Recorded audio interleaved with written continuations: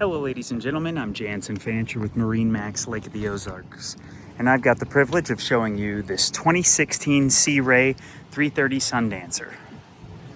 White hull, does have a stripe on the bottom there, has the extended swim platform with sea deck, got a gray gel coat stripe. Boat is bottom painted but has been kept on a lift.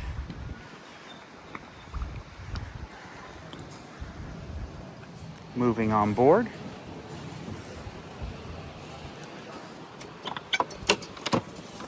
the transom seat makes great for coving out. Has the infinity woven vinyl snap in. Vinyl's all in fantastic shape. Got our sink, grill, refrigerator, trash can and storage.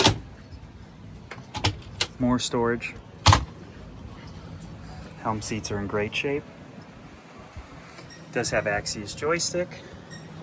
Currently 257.8 hours on the starboard and 260 on port. Does have a new Raymarine screen, vessel view, DTS. Boat's in great shape.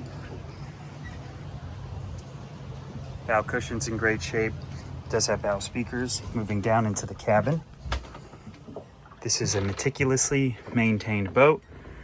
Services were just done at Iguana Marine.